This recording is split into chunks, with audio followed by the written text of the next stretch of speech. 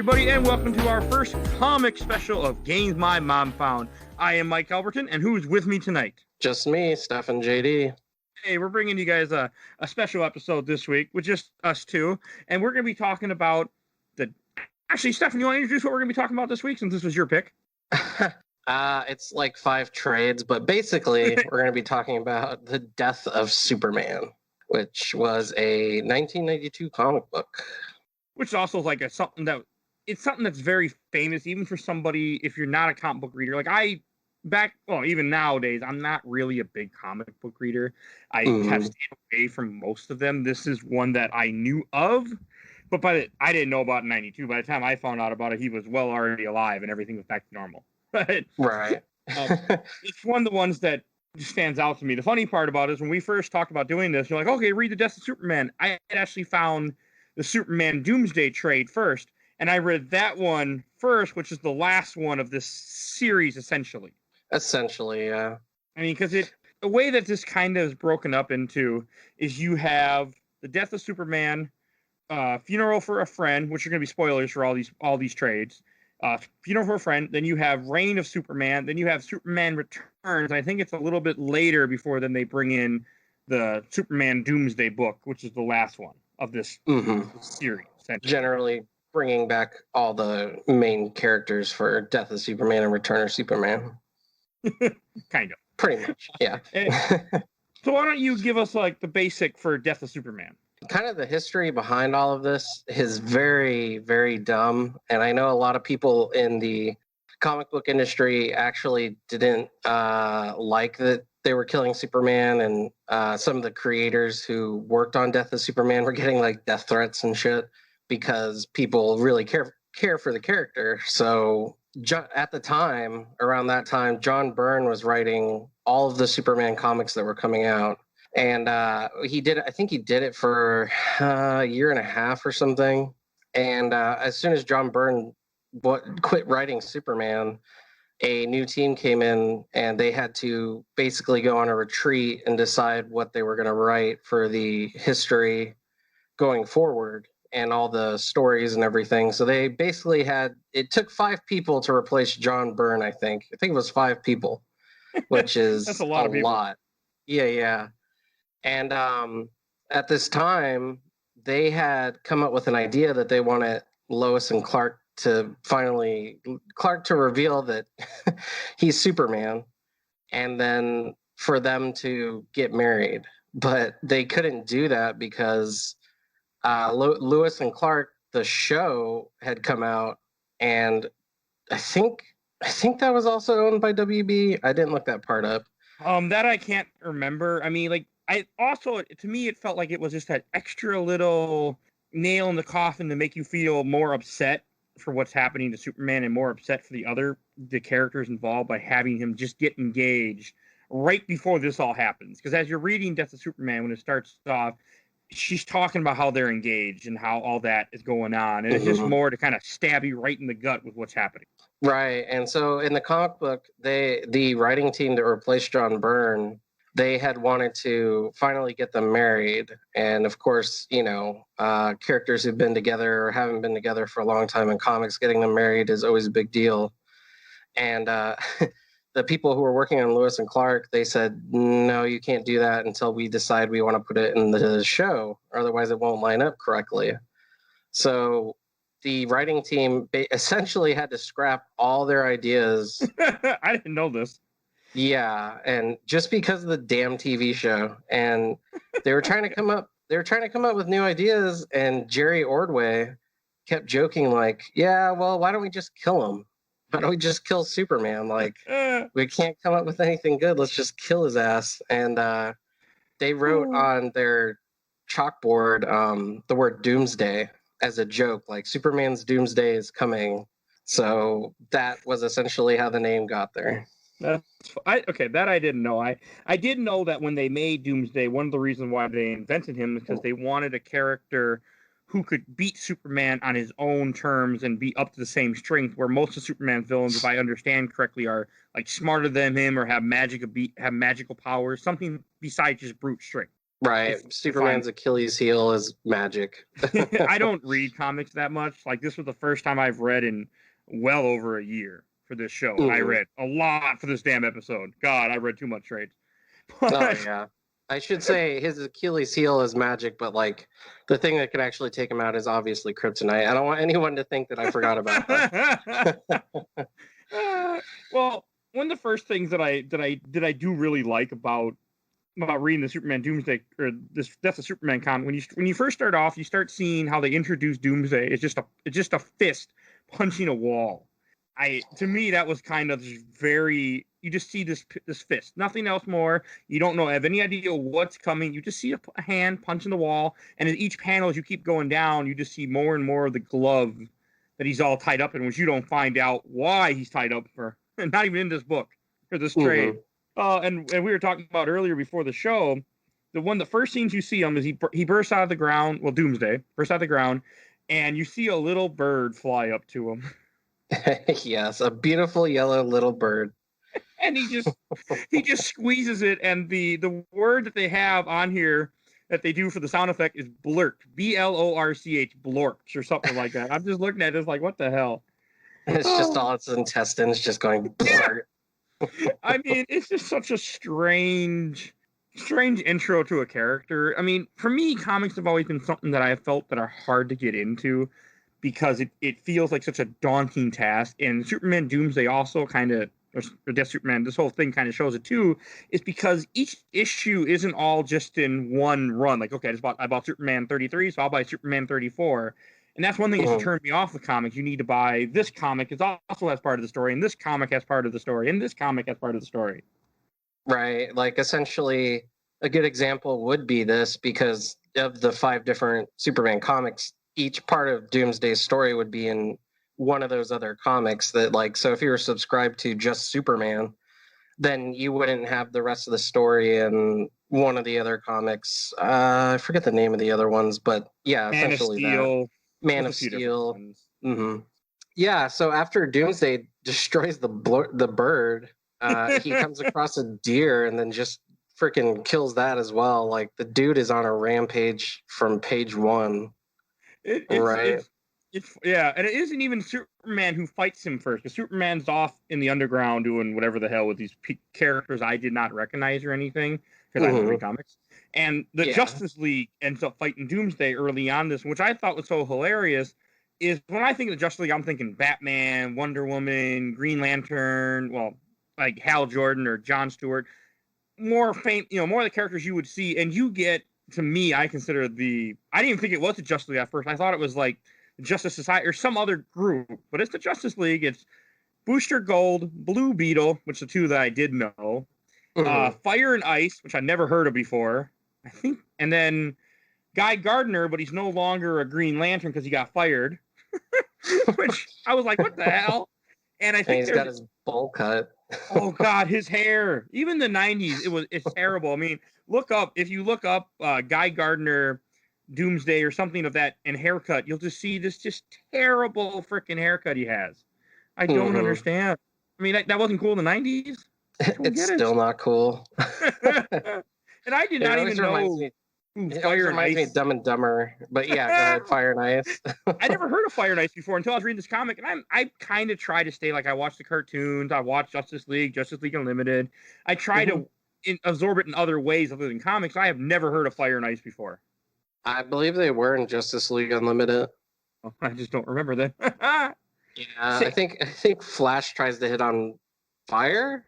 I think I can believe that. And there's somebody else too, but I can't remember her name. I think there's someone else in this group. Oh, Bloodwine. Is that his name or? Yeah, something like that. The African American dude.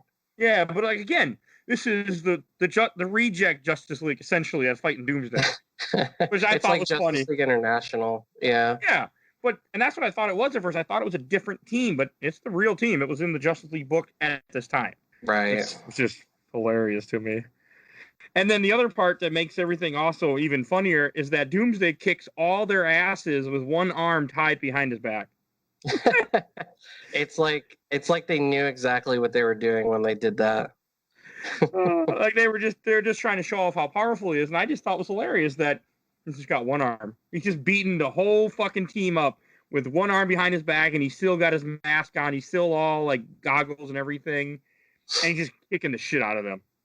Hell yeah. And we should also mention that for people who do go back and read the comic, they might notice something they haven't noticed before, and that's with each issue that came out, the number of panels on each page would start to shrink, as if to say the action was building up and getting bigger. So I think the first issue, it had like 4 panels a page, and then issue 2, it goes to 3, then so on and so on to the last issue. It's just all splash 1-page panels of them just duking it out. I didn't notice that. Yeah, it's a weird little thing that, like, even because my history with Superman or Death of Superman is when this came out, my dad would, because I wasn't like the greatest reader at that time, I was like 5 years old, but my dad would basically buy the graphic novel or issues of comic books, and I would sit next to his bed and he would read them to me. And that was kind of actually how I got into comics. And Death of Superman was one of those first comic books that he read to me that really grabbed me, because I mean, just seeing Superman getting his ass kicked, that scared me. Well, even especially you looking at in the 90s, I'm assuming you have a character that's been around since the 40s. So it's even if you're someone that doesn't follow comics, you never read a comic, you know who Superman is. Even in the 90s, you would know who Superman is. It's just one of those characters. Same as Batman, same as Captain America. At least I feel Captain America, Spider-Man. Those are characters that you just know no matter what. I mean, now you have all the movies and everything. You have all the media surrounding you. But back then in the 90s, you were just starting to get it. It wasn't everywhere yet. Right. We would take what we got. I love what we got now. Don't get me wrong. Thank God it blew up in the right ways. Oh, and the other character of the Justice League besides Bloodwine was Maxima, which is another character I never heard of before either. That's also fighting Doomsday. Yeah, I think her history with Superman is they were supposed to get married or something, but they're like love interests. Something like that. I mean, I know there's a panel where someone talks about him sleeping with I think it was her or one of the characters, and he ignores him or something. There's something stupid that there's like a 1-second panel of. Oh, really? Yeah, something dumb. Yeah, so back 1 to second. What am I saying? 1 second panel. One panel. Oh my god. Oh. Well, it probably took 1 second to read it, but yeah. Probably did. But basically what happens in Death of Superman is Doomsday literally is like a plague. Like nothing can stop him. He wants to destroy everything. That's his mission. Something that's revealed later is that he can sense that Superman is a Kryptonian. That's why he chooses to fight him the most out of anyone. They don't mention that till the very, very end of all these trades, by the way. Correct. And we'll get into the history of Doomsday, but he basically can sense that Superman's a Kryptonian, and that's why they end up duking it out to the death all the way up until Doomsday reaches Metropolis. Yeah, and the funny thing is, like, I think it's humorous of why he ends up going to Metropolis is because he sees an ad on a TV for a wrestling event in Metropolis, and that's what draws him to go all the way there. So, I mean, it's just a 90s thing. I'm like, and then that's really what makes Superman get so. I mean, they're trying to stop him. He's running across the countryside. He's just taking out everybody and everything. And then he sees a TV event, and then he's like, "Oh, I'm going to go to Metropolis," and I'm just like, "What? Really? Okay." Oh, we should also mention he does run into Booster Gold of all people on the way there. Well, he fights Booster Gold as the Justice League and kicks his ass. Yeah, and Booster Gold literally would have got his head knocked off had he not activated his shields right at the last second. But he still gets his ass kicked. Yeah, it's actually pretty humorous though. It is. I like Booster Gold when he gets his ass kicked. I like Booster Gold a lot too. He's cool. I mean, it's just and then it goes on for about I think 5 or 6 issues, maybe like 4 or 5 issues you have of the whole upkeep of Superman and Doomsday fighting each other, and them getting ready to what I mean. It gets to a point where they're just sitting there duking out in Metropolis, and other people are shooting at Doomsday and things, but it's just really just Superman and Doomsday just exchanging punches. Yeah, it's And almost like two weary boxers in the last round or something. yeah, I mean, and Yeah. you are right. I mean, like it really does go down to one panel on each page to to get through the action of them just fighting each other. And And it's brutal. yeah, it is. It's epic too. Like it is a real epic looking story. I mean, I knew of Doomsday from when I was a kid because they had. I mean, this is years later. This had to be like I'm assuming 96, 97 at the time, maybe earlier. All I know is that the Superman Doomsday trade had already, or at least the comics had already run their course. Because I bought a figure set that came with a comic book that I never cared about, with Superman and Doomsday fighting each other, but he's wearing the suit that he wears in the Superman Doomsday trade way later after when he has the mullet and everything. Oh yeah, the black suit. No, not the black suit, the mother box suit. Oh, okay, yeah. He gets he gets a mother box, which if you have seen the Justice League movies, you'll kind of have an idea what I'm talking about, and it gives him a brand new suit that he uses to fight Doomsday, which is interesting. But I really love this figure. I still have it somewhere. I don't know where, but I know I still have it in my parents' house. And and that was really like for me, that was really my first experience of Doomsday and knowing like I had no idea what this comic was. I just knew this figure is really cool looking. I know who Superman is. Yeah, I do think the actual character of Doomsday does have a nice little. I mean, his whole concept and his makeup and everything is really a great contrast to Superman because he's just a dull gray, and Superman's colorful. Yeah, I mean, he's just this, and he's all bones and skeletons and everything like popping out of him. You have spikes everywhere, and I mean, as a kid, I thought he was the coolest looking villain ever. Hell yeah! I still think he's cool. Who am I? But yeah, we should say after the whole battle with Doomsday and Superman, they basically trade one last awesome blow that shakes like Metropolis to where it's like breaking up on the concrete, glass is shattering everywhere, and Lois, of course, comes over and Clark says goodbye to her and he passes away, and then that would end what people thought was going to be the actual death of Superman. Like DC had to like stop production on Superman comics. They had to bring out the next part of it, which was funeral for a friend, and Which people were like, really good. Yeah, it's really good. And then people were literally like, wow, like he's really gone. They mean it because they're not coming out with any more Superman comics. Sure, they did. That's another. I've never like before this show, or before we were getting ready to do the show. I never had read Funeral for a Friend. I didn't even know what it was. But when I was a kid, I went over to a friend of mine. How he was an older guy an older teenager that I knew, and I was like, let's say 7 or 8, and he was probably like 13 or 14. And on his closet door, he had a poster of Superman being carried in the coffin and all like all the DC heroes walking with him. And I remember thinking that was so cool. So this must have been 90, probably 94, 95. Yeah, I think that might have came with one of the issues or in the like centerfold or something, or it might have just been sold at stores because it wasn't a big full poster, right? It was like a little one. This is a memory of an 8-year-old Mike, and I'm now 31, so it's kind of hard to tell you that answer. Hard to channel it back. Yeah. I mean, to me, it looked like it was the full closet, but I mean, again, I'm trying to dig into my memory, like what file is that in there? I just remember it was so cool. Yeah, it's definitely cool, and they went all out. I actually feel bad for whoever had to draw that because one of the things that comic book artists will always complain about, or well, I guess they're not complaining, they're just saying like it's tough to do a team book because you always have to fit so many people into one panel to show action or just have a battle that's like you can tell what's going on.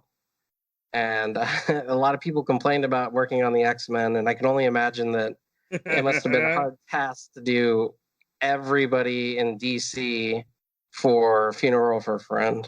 Well, in the book itself, they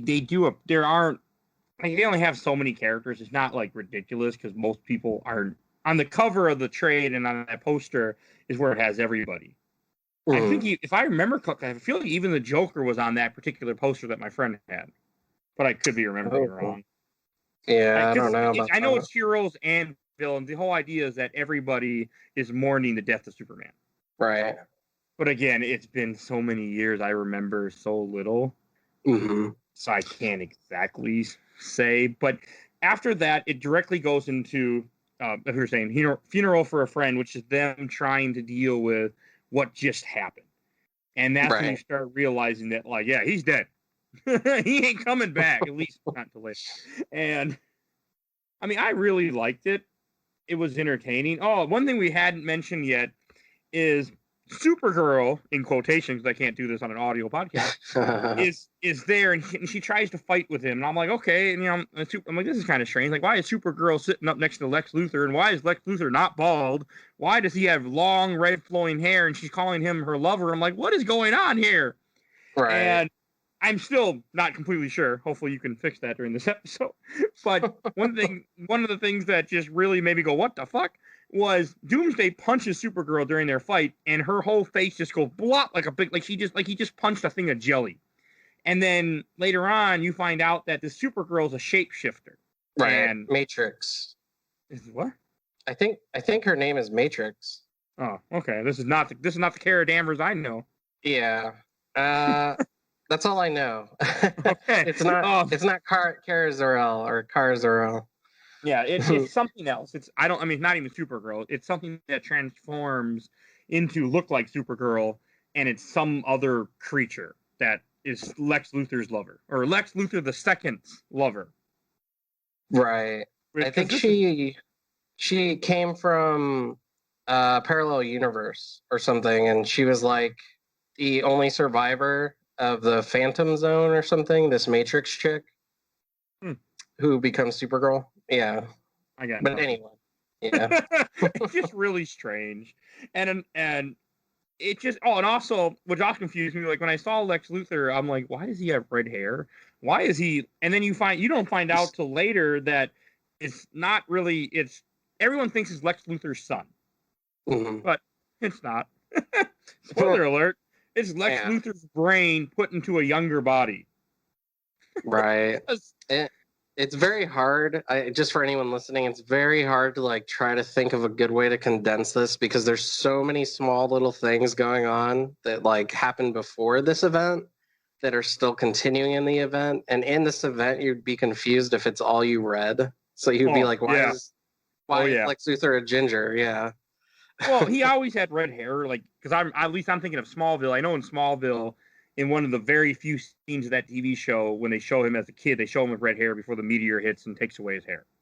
So there is that, and that was kind of what I was using my brain. Like, okay, that makes sense. But it's very weird until you find out that, it's just Lex Luthor. He just is in a different body because comics. Right. What was your, because I'll tell you mine. What was your favorite part of Funeral for a Friend? When the real Justice League shows up? Batman, because Aquaman, Flash, Batman, Wonder Woman, Hawkman, Hal Jordan, Green Lantern. Well, Hawkman wasn't Justice League to me. They all start showing up, and I'm like, where the hell were you guys like 3 issues ago? The Teen Titans show up. I mean, the old Flash from the 1940 comic shows up. I mean, Green Arrow, everybody. I'm just like, really? You guys show up after he's dead? Yeah, you couldn't back him up when he was getting his ass handed to him. Yeah. I mean, Funeral for a Friend is actually a really good trade. It's very sad, I mean, because it talks about him dying, everyone, saying how they feel. And one thing I thought was funny is Lex Luthor is mad. Because he's not mad that Superman's dead. He's mad that he didn't do it. Like, he even punches the coffin, if I remember correctly, and he's like, you're supposed to be me that did it. Which fixed Lex Luthor just fine. Of course, because he has that type of ego. Yeah.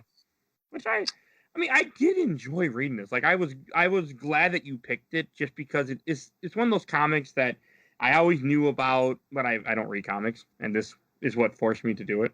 So, which I'm not objected to. Yeah, I mean, reading A World Without Superman is a pretty interesting comic to have, at your fingertips. And one thing with comics is always, like I said before, it's always turned me off. It's just feeling like you're trying to get into a story that's been going on for so many years and you don't know where to go. And that's what has kind of stopped me. But if you're someone that's interested, you could easily still read this or just listen to what we're saying this episode and get a pretty good grasp of these stories. Mm-hmm. But, I mean, Oh, there is a panel that I want to mention with Bill Clinton and Hillary Clinton in the book. Oh yeah. Because I mean, he was president at the time, and I started cracking up just because. I mean, I know they always put whoever's president a lot of times ends up in comics, but I wasn't expecting it, so it made me laugh because I could hear it. I could hear it in his voice. I feel like Marvel does it more than DC, but yeah, I remember that too. That cracked me up as well. I was laughing. I was like, oh, even Shazam shows up in here too later on. Like, you think about all these people, they could have done something about it, but nope. Yeah, and I mean, Superman is their heaviest hitter, so it's like, if he can't do it, who can? Yeah, I mean, that's the whole idea, I guess, is that you had a villain that could go toe to toe with him, that could fight him, that is one of the most fiercest creatures you ever had in the DC world, in comic in general. I feel like a Superman. I mean, comparing Marvel and DC, Superman is probably one of the most powerful characters, period, between both. Right. Yeah, and maybe even overpowered, some people would say. Oh, he is overpowered, no question. Yeah, definitely. I mean, that's just what he is. I mean, that's why you have such a glaring weakness with Kryptonite, because you want to give a character who's so powerful something that stops him. So they gave you Kryptonite. Yeah, definitely. Yeah, my favorite part of Funeral for a Friend was when that was I remember watching. Yeah, and I remember watching an interview of one of the writers on the staff talking about it, and they started like crying and everything because it meant so much to them. But there's a part in it where Lois doesn't want to call his Clark's parents because she doesn't want it to be true that he's dead. And I don't know, it's just like a little touching moment that I've always loved a lot. Also, Funeral for a Friend is longer than Superman Returns. Or not Superman Returns, but Superman, Death of Superman. Right. I think Death of Superman, we said, was, 4 issues? 5? Something like that. I'm past that point of view. I'll look it up at the moment. But, and Funeral for a Friend at least introduced a character that I'm sure that's already been in DC Comics, but I was freaking cracking up. Anyone listening to this, you have access to the internet or remember later, look up Gangbuster DC Comics, because I don't know if looking up Gangbuster might get you somewhere you don't want to go. So, oh boy, do you know what I'm talking about? Did you look this up when I mentioned it? I did not. Okay, what is it? Look it up right now. We're talking, and the Gangbuster is this random guy who is a hero of Metropolis who's crying because Superman has died and crime is getting worse and someone's got to do it. So he essentially is Daredevil, but he's not blind and he looks like a complete utter idiot. You looking out yet? I'm looking it up right now. Yep, it's Daredevil. He even has the freaking red nunchucks like Daredevil. It's ridiculous. I was like, what? I'm like, really? And I know Daredevil had to be invented before him because Daredevil is an early Marvel character. He looks like the Rent-A-Cop of Daredevils. And even on his chest, he has a little like no smoking sign, but with a fist in the center. And I'm just like, this is terrible. This is fucking terrible. And man, and he's a Spanish dude too that shares the same last name as me. Oh wow. So I can start calling you Gangbuster now when I introduce you on the show. And right. Gangbuster, yeah. I mean that won't sound weird at all. Let's do it. I'm not going to, but and then Funeral for a Friend does end with them finding the coffin and Superman's body is missing because it got stolen. Mm-hmm. Essentially, they buried him under this huge statue that's just Superman with an American eagle on his outstretched arm, and he's buried inside of it. Yeah, and Lex Luthor of all people is the one that built it too for him. Right, but he built it with a tunnel. Mm-hmm. Lex Luthor. Yeah, but essentially after Funeral for a Friend, because like Gangbuster, for instance, crime is rising because everyone that terrible character. Because crime is rising, people are now saying, well, we're gonna try and take the place of Superman. And everyone wants to know who these other Supermen are that just showed up to the scene. And you have Cyborg Superman, Superboy, who claims to be reincarnated Superman. Which is a clone of Superman. He's a clone made by Lex Luthor. And you have Steel. Superboy is made by Cadmus. Well, Cadmus, yeah, but I think they run together in like doing this is what I think it is. Or I might be thinking about the Superman movie, but you're thinking not in the comics. Okay. And then there's also Steel, who is John Henry Irons. Before you go any farther, I remembered this when I was a kid. In 1997, they made a Steel movie about this character with Shaq. Yes, they did, and it was awful. And I wasn't sure. I'm like, was that the same character? So while you were talking, I was Googling, and yes, it was. Oh, man. Yeah, but yeah, so there's Shaq, Superboy, Cyborg Superman, and the last one is called the Eradicator, who also claims to be Superman, but he's not, and he wears in the yellow book sunglasses. They call him the last Kryptonian. He doesn't go by. He is the whatever you just said. I can't remember all of a sudden. Eradicator. Yes, but they call him the last Kryptonian. And the funny thing, he's like, I am the Superman, and then he kills somebody like the first time you see him. Right, because he doesn't have the same moral compass. It's essentially the idea of what if someone with Superman's powers, but he wasn't raised by Martha and Jonathan Kent, is the whole idea. Is that you took someone and you don't give them the humanity, you don't give them the ability to learn, to be human, essentially, and life doesn't mean anything, because humans to him in this are just pests. They're just something to step on. If they break the law, if they steal a car, just kill them. Who cares? They're pets. Right. And the Eradicator, actually, this isn't the first time that a character has been called the Eradicator in a comic book. I think this is the third one. And essentially what he's doing, which out of all the Superman that show up on the scene, the reason why he's my favorite is generally just because of his backstory. And what he's doing is he's posing as Superman because he's the one who took Superman's body and he put it in a regeneration matrix, which can restore a Kryptonian's body one time. So he's using it.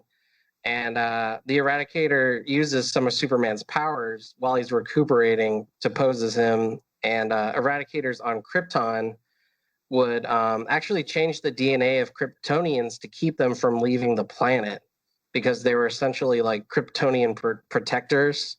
So Superman took the Eradicator from an adventure he had on Warworld to the Fortress of Solitude, and it reactivates. And he thought it was dead. And basically what it tries to do, and this happens before Death of Superman, is it tries to change his psychology into a more like formal Kryptonian, because that's all it knows.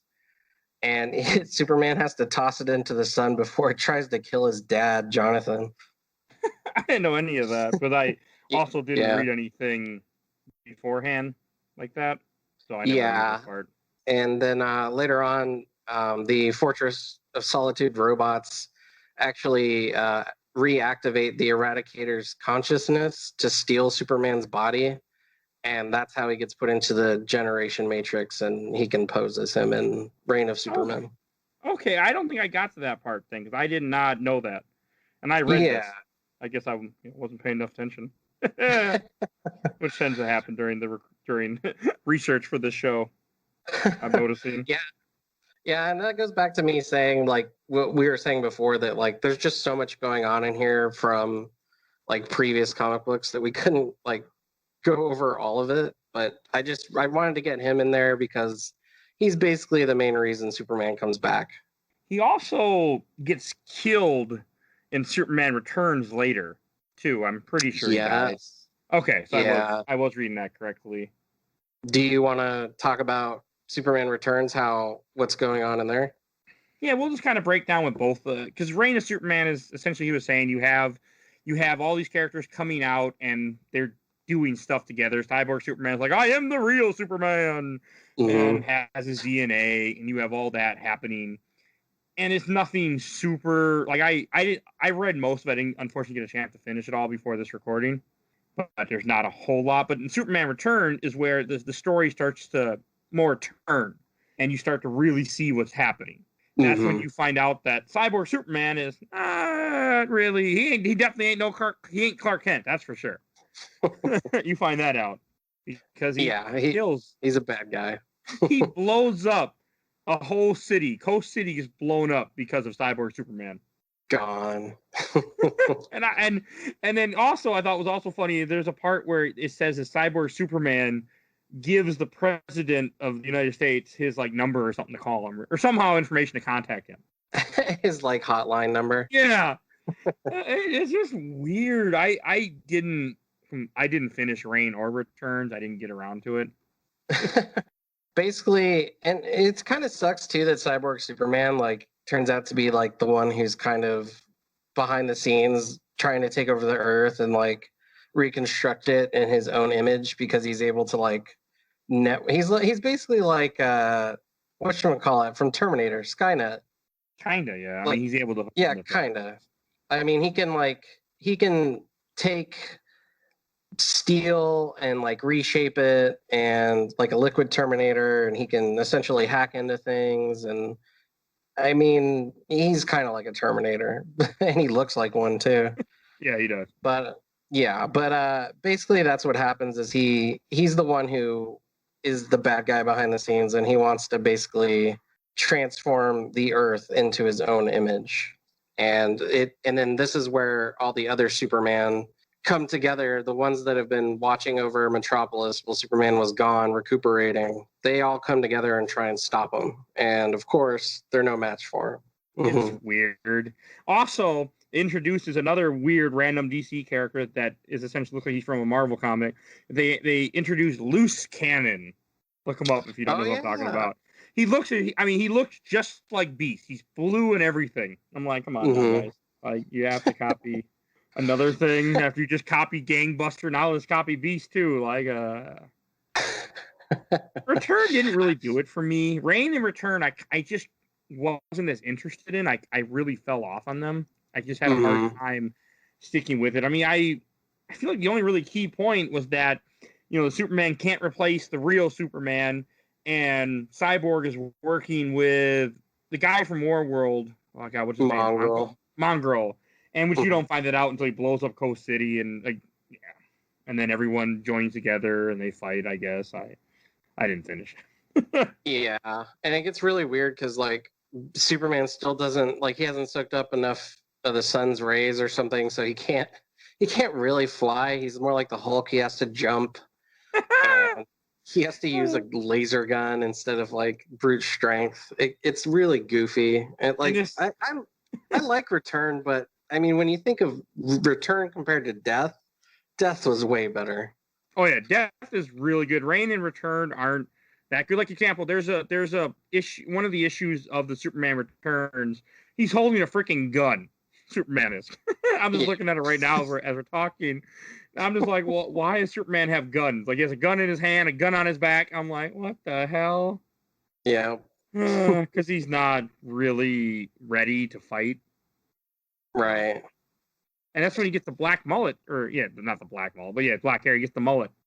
Yeah. He's essentially, his hair only grows in mullet when he's recuperating. Which is funny because he kept that mullet for a little while, too. He did. Yeah, and then Lois was like, Clark, it's gotta go. I'm okay with that. Yeah, you look worse than Guy Gardner. No, he doesn't. Nobody can look worse than Guy Gardner in this. Oh, that bowl cut is just freaking terrible. And another thing we were talking about earlier, how they do weird shit with comics, is there's even a Green Lantern issue that continues part of the story in the Return of Superman. Mm-hmm. Which is why, as like a kid, I could never really follow up with comics because I wouldn't know where to go. I would miss things and be confused. And the only comics I really collected as a kid were the Sonic comics. I used to read a lot of Sonic. Sonic. I love Knuckles. That was my favorite characters to read about. I've read a couple of them. They're good. What's funny though is you mentioned that, and they as far back as I can remember, it started with Civil War in Marvel comics, but it could have happened before then. But they would actually print out okay, here's the list of every issue that has anything to do with this, and they would keep it near the register at a comic shop, so you could be like, oh, I need to get the New Avengers issue 27. That's how I'll know what's going on next, Because I don't think they did that back in the day in the 90s, right? I don't remember They seeing did. that. Did they? They would. I mean, even in like a lot of old Marvel comics, they would also put stuff in there where they would recognize, like, oh, see this issue, and this is when this happened, and it would give you a number and everything. So that wasn't something new, but I mean, it still did in the 90s. They've been doing that for years. It helps. Yeah. But I mean, like, they would have an actual checklist, because I know, like, in the 90s, at the end of an issue, it'd be like, continued in Action Comics, blah, blah, blah. But yeah, they were always doing stuff like that to try to keep you engaged with the book, because I don't think trades are as big of a thing at this time, if I'm remembering correctly. Maybe I'm wrong. They were. Okay. I think the first trade was by, what's his name? I think it's called In God We Trust or something. Man, I can't remember his name. I used to own it too. Okay. Never mind. It's not important. Oh, one thing we did forget to mention that does happen, I want to say in Reign of Superman, is they take Doomsday's body and they tie it to an asteroid and send it off in space. Yes. The last Kryptonian does, because they killed him, and Cadmus wants to keep his body and try to clone him, essentially, because that's what they do in this. And Cadmus is also, if you're a follower of cartoon, they were in the Young Justice cartoon, because of Superboy's and that and things. Right. And they have one of my favorite moments with the question. Yep. You and the question. But, yeah. And then and the last trade that finishes up the series, which I feel like is some point after everything happened, a decent time after, is called Superman Doomsday, which is what I read first, because when I sent the picture to you of the cover, you're like, oh yeah, read that one. I'm like, okay. And then I'm like, oh, Superman didn't die in this book, because I read the wrongest. I totally got confused, and when it said Superman Doomsday, I was like, oh, that's it. It probably just collects death and funeral and return, and Michael just read all that. Yeah, it didn't. It's also my favorite of the 5 trades. This was the one that I read it in a day. I could not put this down. And what this is Doomsday's off in space.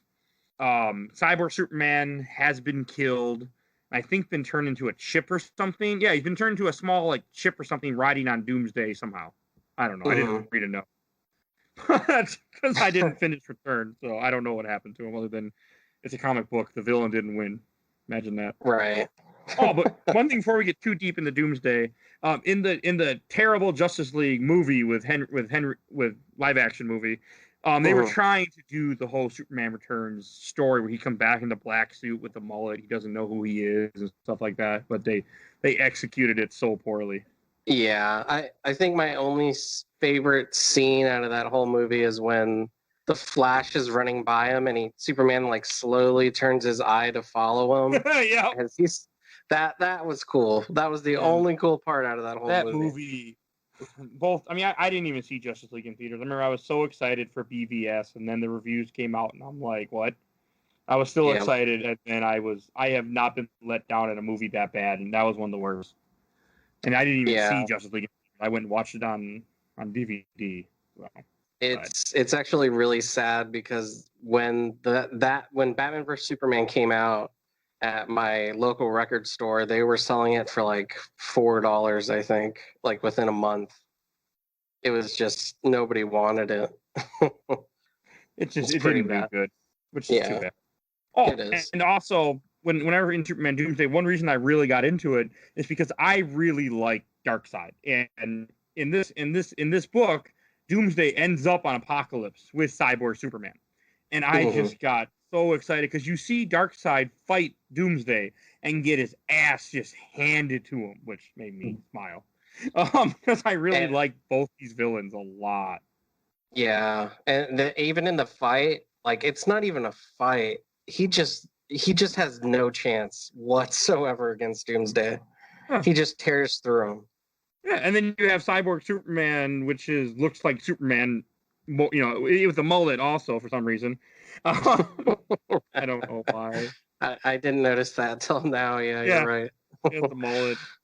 And the funny thing about this is, I almost had the chance to read this because about 3 to 4 years ago, when I used to collect comics all the time, I went to a Half Price Books, and my buddy bought these 4 trades called Hunter, Prey, Book 1, Book 2, Book 3, Book 4 for like $1 at the half. They didn't care what they were. And I'm like, what is this? And he didn't say anything. He's like, he just bought them. And looking back, I realized that was actually this this series broken down. I'm so bummed I didn't get it because I really enjoyed this. But he found them first, so he bought them. Essentially, is what happened. Well, there's still eBay, Mike. I'm good. I read it. I'm good.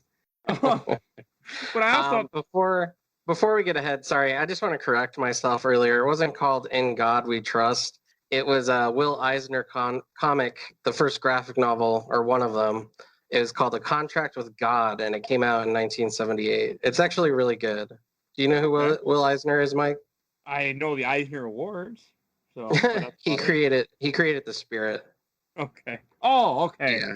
I know it has a movie that's not supposed to be that great. Oh, it was awful. Does that count? Okay. That's all I know about the Spirit. Poor Frank Miller. I think he's doing just fine. But and in the Superman Doomsday book, I mean, one thing is you have Superman actually rescue Darkseid, which I thought was also kind of cool. And he has to come save him. And then also you meet these guys earlier. They're called I think it's called the Tribunal, with Wave Rider, which cracked me up because if you watch Legends of Tomorrow on the DC shows, Wave Rider was the name of the ship, but it was the name of a character in the 90s of DC Comics. Wave Rider. Yeah, it cracked me up. And that's also the Superman Doomsday trade, when they finally tell you how Doomsday came to life, and they're the ones that explained to you that it was actually on Kryptonia, whatever the hell, Krypton. What the hell am I saying? Krypton. Yeah. It was Kryptonian who made Doomsday, and the way they made him is just so freaking depressing as you're reading through it. Is they had him? They had a little baby, and they put the baby out on this planet, and first it just dies from the atmosphere. And then it eventually starts to get used to the atmosphere and starts to be able to handle these terrible conditions because they keep taking a DNA of the dead baby and clone it again. And they do this like 100 years, I think it is, something ridiculously long. Where all the people involved start dying off. It's just so, I mean, and that's why Doomsday is how he is, because he kept the memories, kept everything that from all these deaths and all this hatred of just constantly being murdered for hundreds of years, every single day or every single month, until his body was able to become what is Doomsday. Basically invulnerable to everything ever. Yeah, pretty much. So, and then that's why, going back to Death, that he knows that Superman's a Kryptonian and that he's going to be the one that's going to pose the biggest challenge to him on the whole entire planet.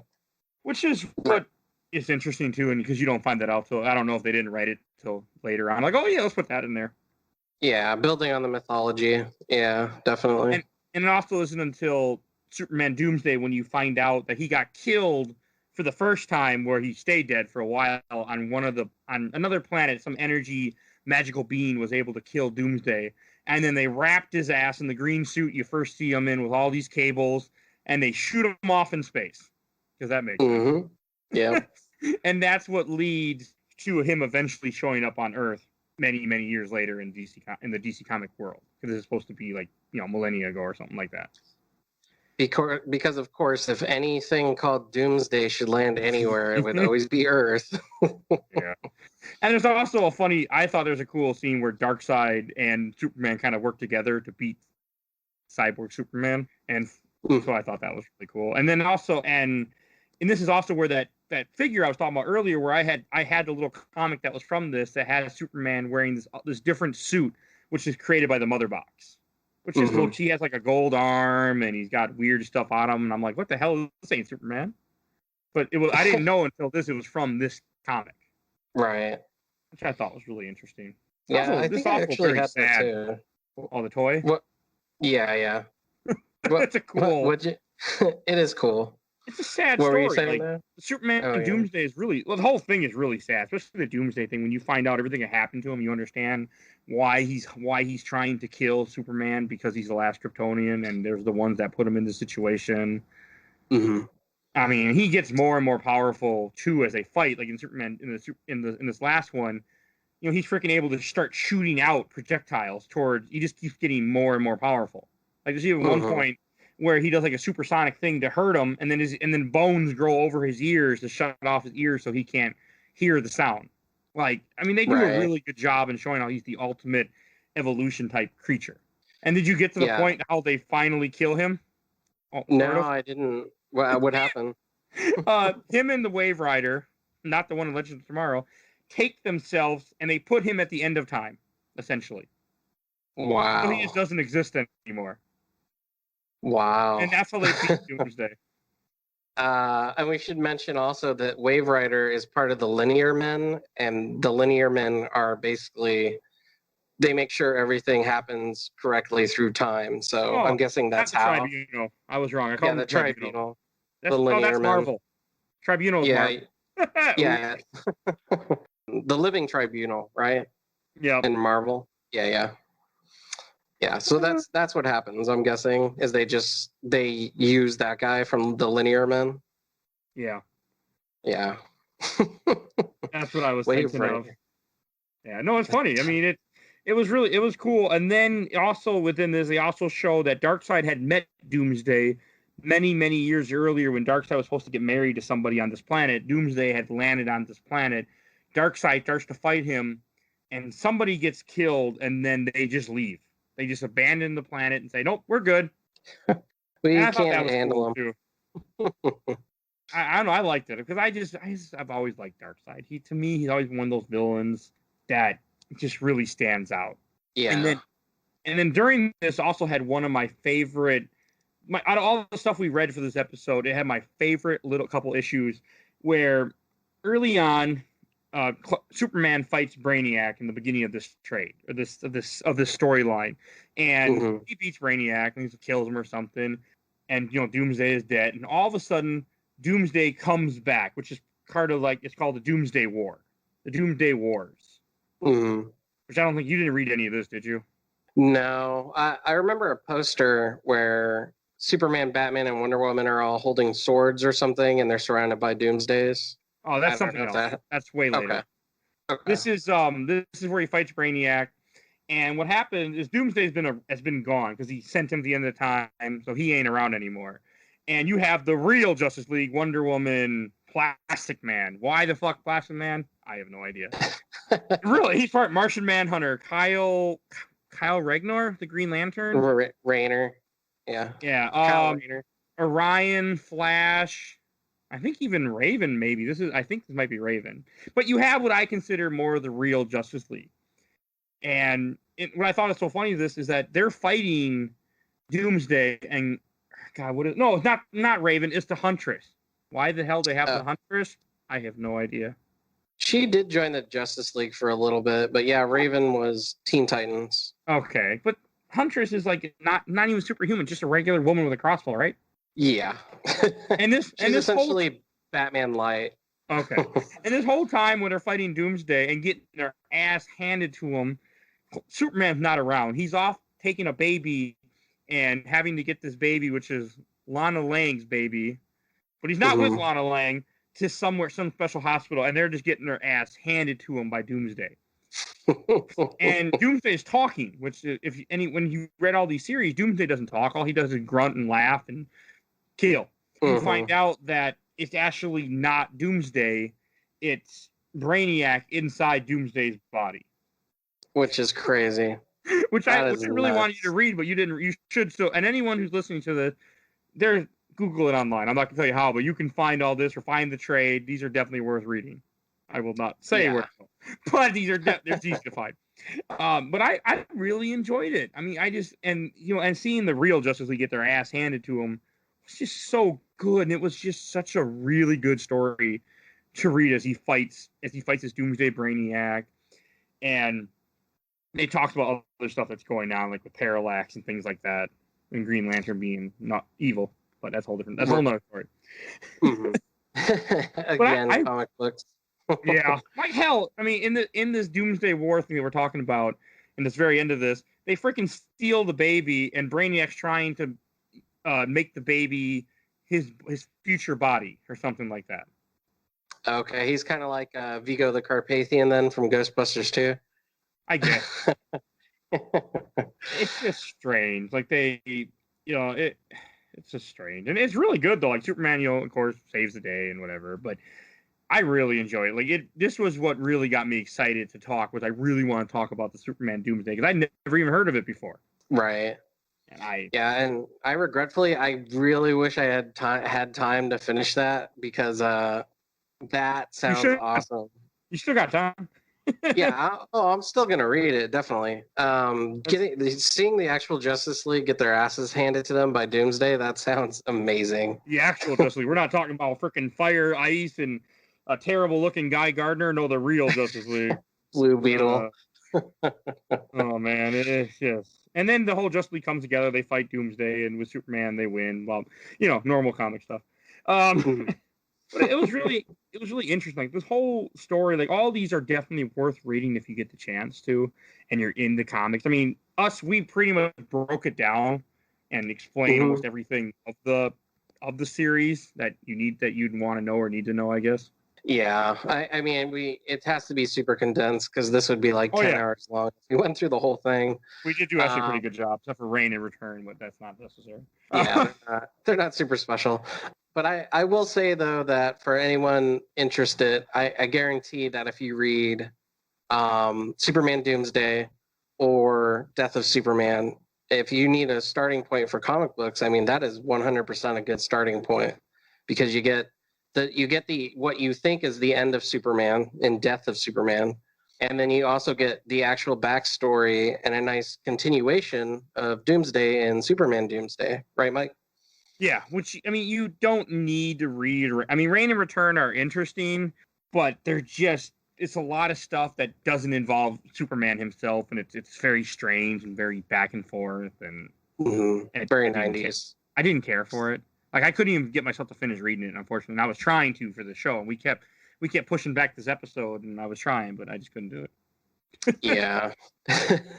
Oh, but before we start getting to bookshelf or long box, what I want to say is I actually have gotten to meet the guy who's credited who's the writer for this book, Death of Superman, Dan Jurgens. I got to meet him before at a convention a few times. Which is awesome. Real nice guy, by the way. I actually have a signed copy of the Death of Superman and First Appearance of Doomsday in my long box right now, thanks to him and my wife. she went to convention. I couldn't go one time, but I went later on and met him. But he's a real nice guy. And one thing funny is a buddy of mine, because the guy's actually from Minnesota. He's from the Twin Cities, Dan Jurgens. And during the time in the 93, there was a newspaper that said Edina Man kills Superman on the front page of the paper.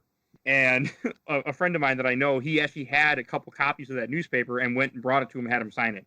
This is in 2017, 2018. The guy was just laughing, said, I haven't seen one of these in a long time.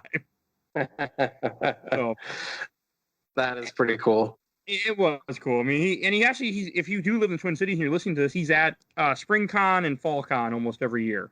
So if you know what I'm talking about, or Google, if you live in the area, he's a real nice guy to meet.